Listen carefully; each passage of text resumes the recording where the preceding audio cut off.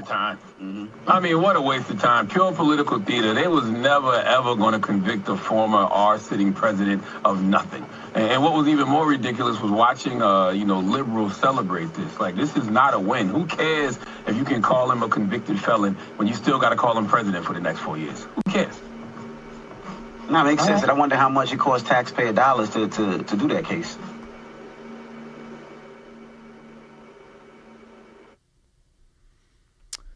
The situation in front of us right now is this potentially is the end of lawfare. The end of the lawfare regime in its current composition and its current structure. Lawfare is dead. You see, the American people saw it for what it was. It was naked political intervention trying to get a desired outcome. And as Charlemagne says, it's pure political theater. They were never going to actually convict a former president or a forming or a sitting president. I disagree with that, though. I think that they were going to try to convict him. I think that what got in the way was the American people. What got in the way was you. You got in the way of our plan. You got in the way of their plan.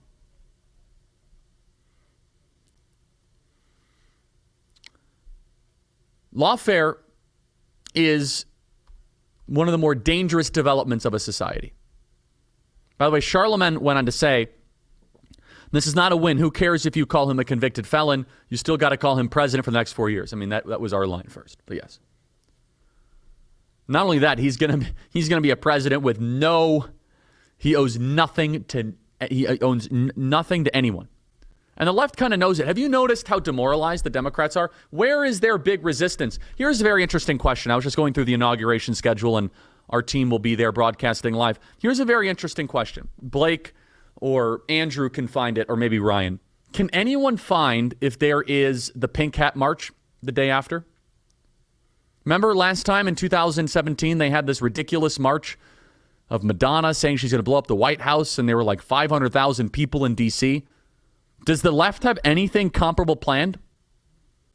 Please find. I mean, look at all their grassroots networks. Do they have a single thing planned right now? Do they have a protest? Do they have a big march? I mean, they might have a couple things here or there, but where is the massive response that we saw in 2017? The resistance has given way to the acquiescence, and we, the people, got in the way. And the left is just defeated. That's why you have Gavin Newsom coming out. Gavin Newsom replied to one of my tweets this weekend, which, by the rumor is that Gavin Newsom's son very well might watch this program. Just, very, let's just say, good sources. It's true. Eric Boland's laughing. It's true. Gavin Newsom's replying to my tweets, agreeing with me. Can we get the tweet up here? Gavin Newsom is like a big Charlie Kirk fan all of a sudden. He's saying, I agree. This is, violent criminals need to be locked up. And what are you doing here? I could tell you, they realize they are so off the mark of where the center of the country is, and the non-ideological, naked political opportunists are trying to adjust in real time. Gavin Newsom responding to tweets. We have, there is the People's March on January 18th. Okay, so there is something. But that's before the inauguration.